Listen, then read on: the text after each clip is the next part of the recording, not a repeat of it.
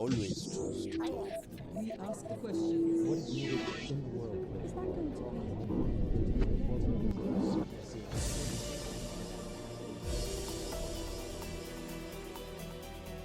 be? An official welcome from Qatar's emir for the Nigerian President Muhammadu Buhari. The president is on the latest trip of many to boost Nigeria's standing abroad. He's looking for support for his crackdown on corruption at home and to encourage much-needed investment in his country's ailing economy. The two men also talked oil. Qatar is the current president of OPEC and Nigeria is Africa's largest oil producer.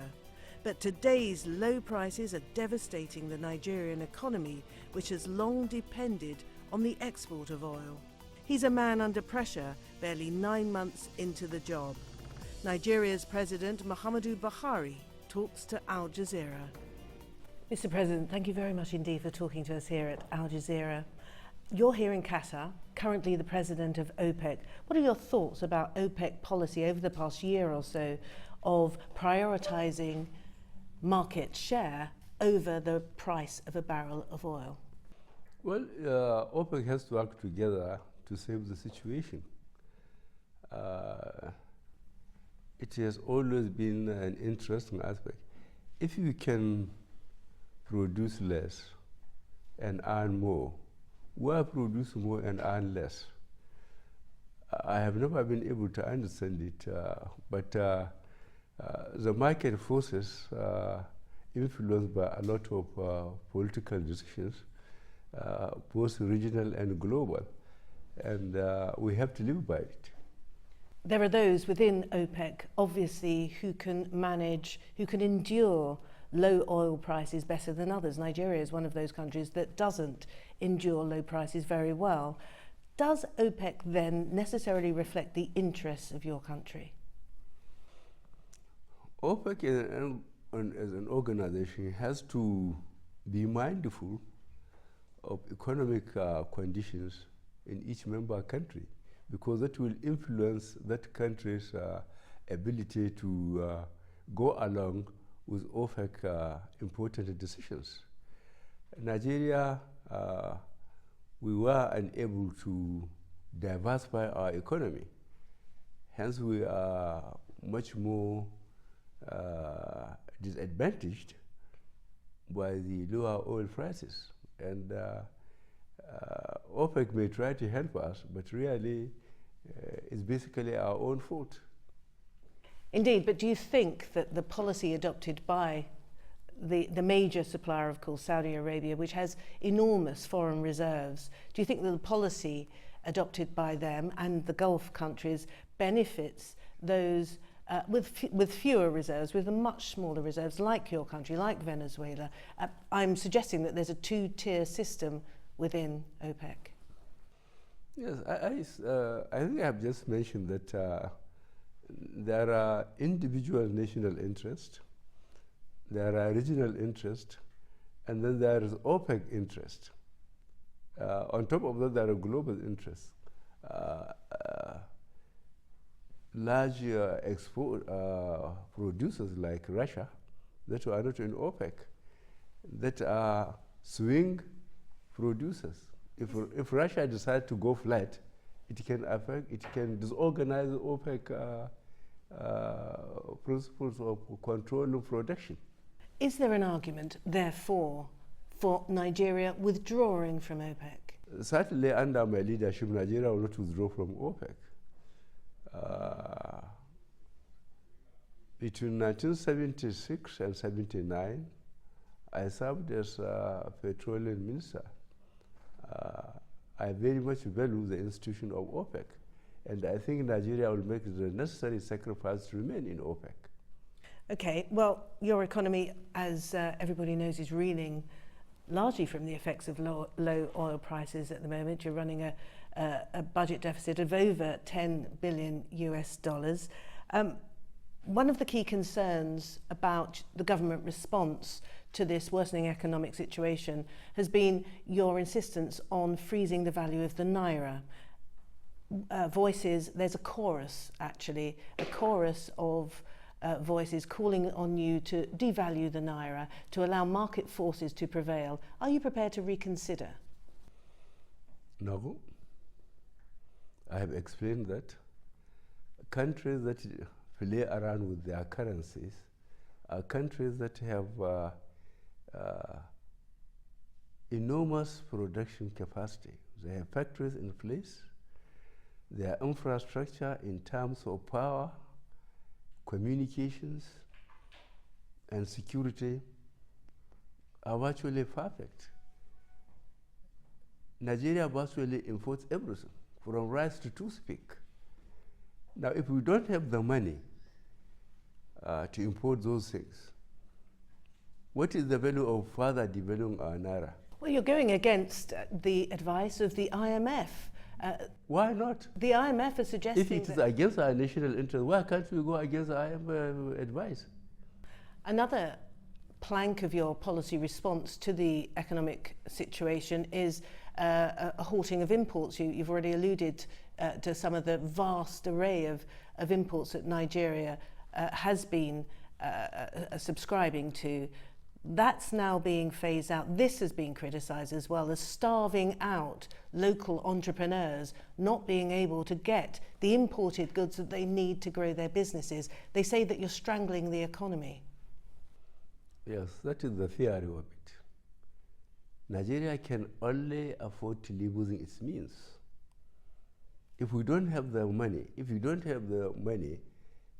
to back the naira for people to buy the dollars and import toothpick, chocolate, rice, glamorous dresses. But what about more essential things like pharmaceutical glass bottles that have to be made to a certain standard? What about steel cabling?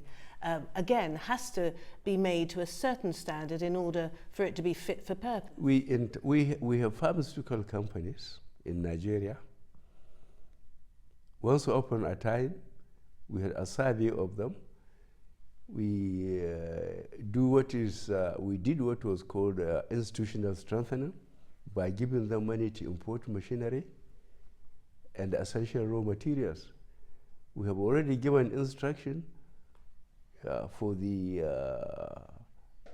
ministries to find out which industries need foreign exchange on quarterly basis to produce what is essential, like pharmaceutical industry, as you said, and others, but certainly not to import rice and so on. Going back to your policy on the freezing of the value of the naira, you've opened up effectively a vast new area of corruption in terms of the parallel market. The black market is so different. So many people who've been allocated the foreign exchange, which is a narrow group of privileged and elites, are then often selling on that currency on the black market and therefore making a huge amount of money. Another window of corruption has opened up. And this, of course, goes against one of the main tenets of your presidency.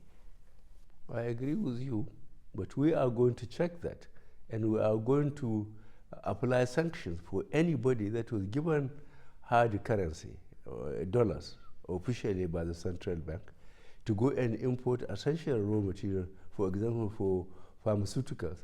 And then because he can make 100 naira more by going to parallel market and selling it, we'll pursue them and we'll punish them. What about obviously those who are slightly more privileged, like yourself? You've got children studying abroad. There are parents in Nigeria with kids in universities and schools abroad who are now facing the possibility of having to pull their kids out. They actually can no longer afford to make the payments for school fees. Well, if the country cannot afford it, so be it. But your children will continue their studies, no doubt. No, those who can afford it can still afford it. But for those that can't, Nigeria can't allocate foreign exchange for all those that decided to train their children outside the country. We just can't afford it. So it's tough luck. Well, that's the true situation we are in. All right, let's have a look at your first budget for 2016, which was presented on time, which surprised so many Nigerians. They're used to their budgets being presented way into the financial year. You presented it on time, but it's been described as the worst presented budget ever. There was budget padding, there were duplications, and there were miscalculations. A suggestion, therefore, that even within your own ranks, there is corruption. I don't know whether it is corruption, but basically, producing the budget is a question of technocrats. And I would like people to assess Nigeria, and especially this government, on how we find ourselves. When we came in, we found out there are 42 ministries, and we found out the economy cannot take on 42 ministries. We reduced it to 24. The permanent secretaries, that means the heads of the ministries, technocrats, 21 of them were removed. We cross-posted the rest. So people who want to be fair to us should sit and reflect. From the president to the ministers to the permanent secretaries were all taken over after 8 successive governments of the opposition now. And we cannot assume that from permanent secretary downwards are just all 100% loyal to the new government. So you think there was an element of sabotage? Certainly, I think, as I said, we are going to apply sanctions. But while it is with this National Assembly, I don't want to talk more about it now. Fair enough. Can I just ask your comment on one particular element that has got Nigerians hopping mad, and that is the allocation of around $25,000 in books for the Vice President's office, a figure that outstrips the allocation of book allowances for the national polytechnics. Can you comment on that? Because this is an element of the budget that is causing a huge amount of concern in Nigeria. I cannot comment on that until I found out the details. And okay, another issue that springs to mind is the allocation of funds for the improvements to the State House Clinic, the clinic, of course, that serves you, the Vice President, and some other privileged people as well, when, of course, as we know, the state of most Nigerian hospitals is lamentable, and this is seen as being so unfair and not in keeping with the promises that you made on election. Well, I don't think our decisions are perfect, but we are going to revisit all observations that really are serious enough to be considered. The issue of security votes. Now, security votes are these funds that have got opaque destinations, and every country has them. And on the face of it, there's not a huge amount of money attached to them in your budget. It's about $50 million, I understand. But there are about 30 of these security votes. Security votes have been described as perhaps the most durable form of corruption in Nigeria. Why don't you just eliminate them completely? You know more about our budget than I do. That's very interesting. But don't forget, we are fighting Boko Haram in the northeast. We are fighting the militants in the south that are daily sabotaging our installation, which is affecting our relationship with investors. There is insecurity from the Gulf of Guinea, which extends from Senegal to Angola. And Nigeria has got all the security problems. So if money is voted for security, I don't mind. People can go as far as they can to find out whether that money is being utilized for security or is being put shared in the pocket like the $2.1 billion the previous administration did. Precisely. Exactly. That was via security votes. 2.9 million was secreted into personal funds by a former national security advisor, Sambo Dasuki. Well, that's what I say. You know more than I do about our budget. But I assure you that if Dasuki is now in detention and all those that took that money from him instead of buying the military hardware and software are being arrested and interrogated. If anybody dares us and do it while we are sitting there, I think he will correctly predict where he is going to end up.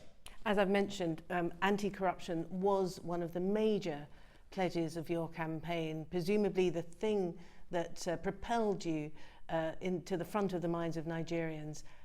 We've still not had any conviction, though. As you mentioned, Mr. Dasuki is in detention, and the commission that you set up to investigate fraud is busy. It's working very hard, but there's not been one conviction yet. What can you say to the Nigerian population about your campaign against graft? The fact that people that are identified to take public funds without going through the normal system of getting public funds are being detained, and they are being interrogated so that there will be successful convictions.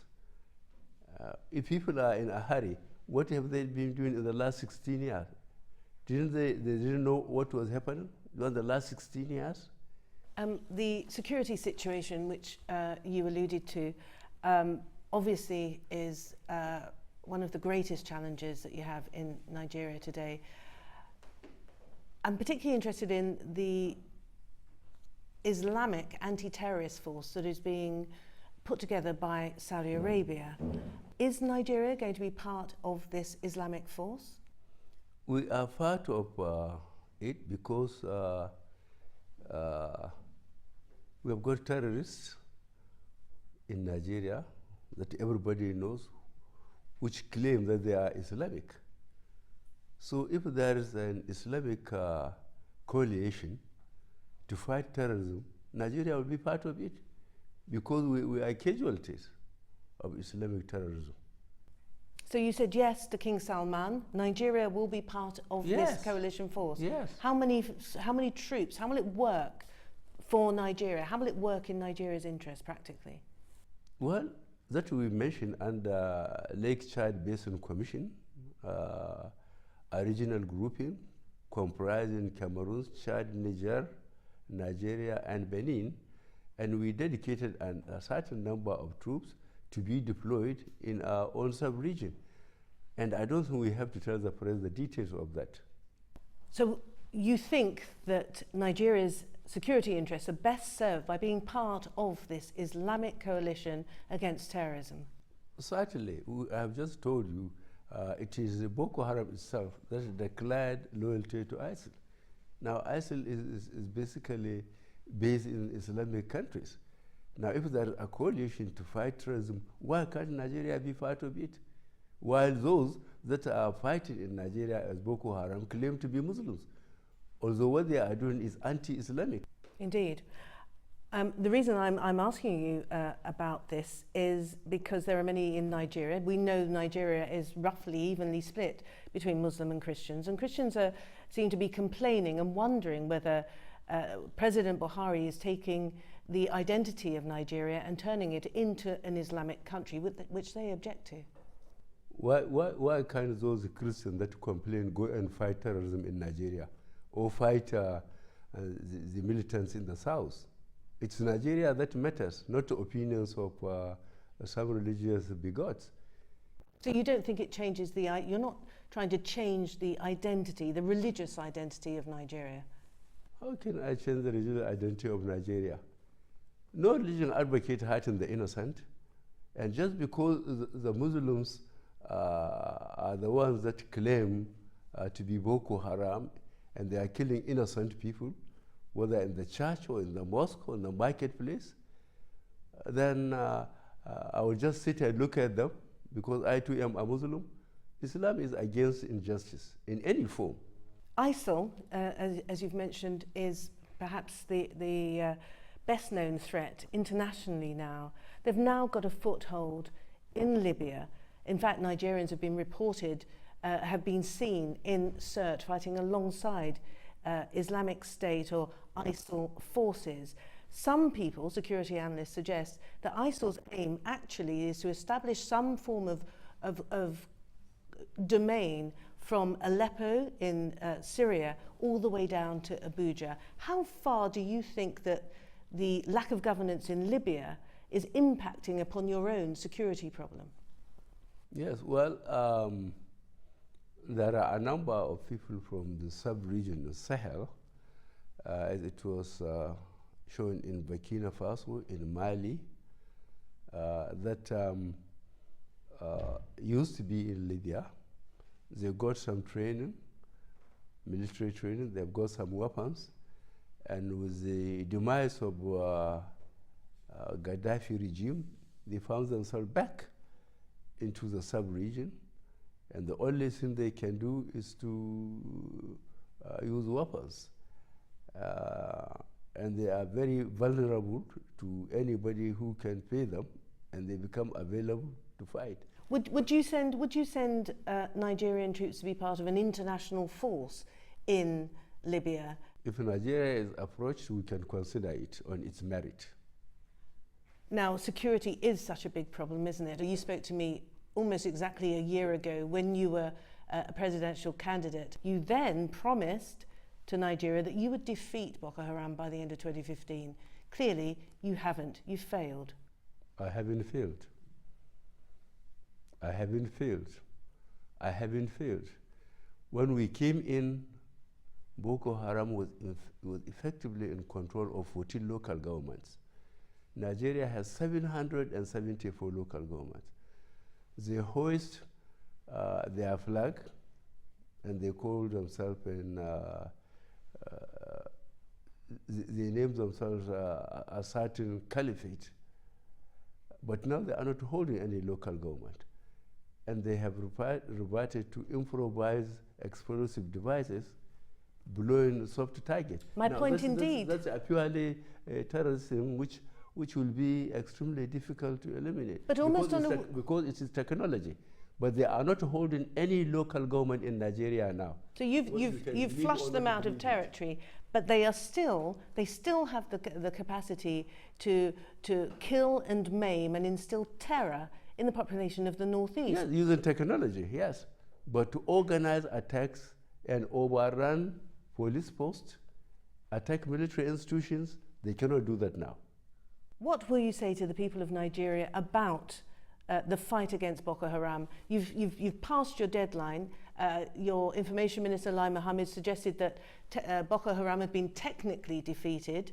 What are you now saying to the people of Nigeria? This is something that goes to the heart of your manifesto. The people of Nigeria know better. They know better than you. They know that 14 of their local governments was being held. None was being held now. So the people of Nigeria, especially the people in the northeast, know better.